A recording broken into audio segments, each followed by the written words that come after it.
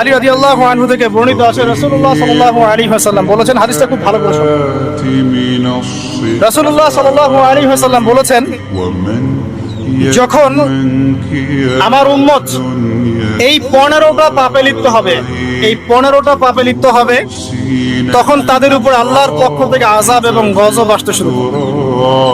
হাদিস আসলে অনেক আছে, কিন্তু সবগুলো বলার সময় থাকবে না, আমি মূল কয়েকটা বলছি, এগুলোর মধ্যে সব পড়ে যাবে ইনশাআল্লাহ।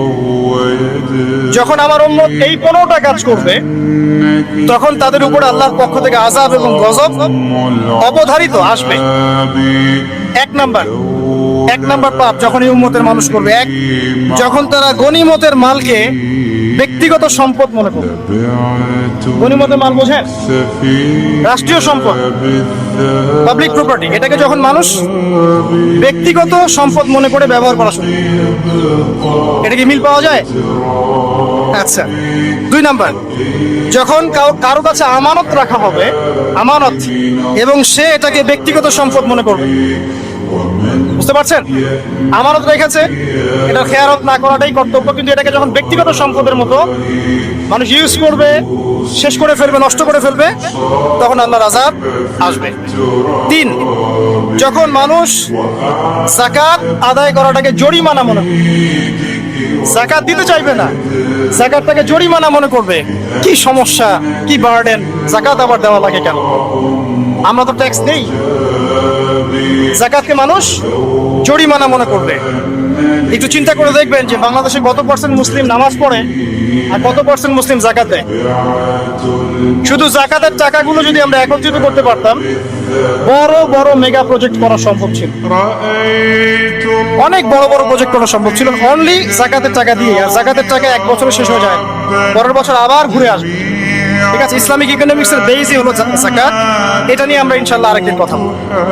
4 নাম্বার, যখন স্বামী, সমাজের স্বামী যারা আছে, এরা স্ত্রীদের আঁচল ধরে থাকবে। বুঝতে পারছেন? স্বামী স্ত্রীর আঁচল ধরে থাকবে, মানে স্ত্রীর অনুগত, স্ত্রী যা বলবে তাই। আচ্ছা, গায়রত নাই, মানে স্বামী পুরুষত্বের গায়রত নাই। 5 নাম্বার, যখন সন্তান মায়ের অবাধ্য হয়ে স্ত্রীর খেদমত করা শুরু, যখন সন্তান মাকে দেখবে না, স্ত্রীকে দেখবে। পাচ্ছেন মিল সমাজে? আচ্ছা। 6 নাম্বার, যখন বাবার পরিবর্তে, পিতা বাবার পরিবর্তে মানুষ বন্ধুদেরকে সম্মান করা শুরু, বাবাকে সম্মান করবে না, ফ্রেন্ড সার্কেলকে সম্মান। সুবহানাল্লাহ। এরপরে আসেন 7, যখন,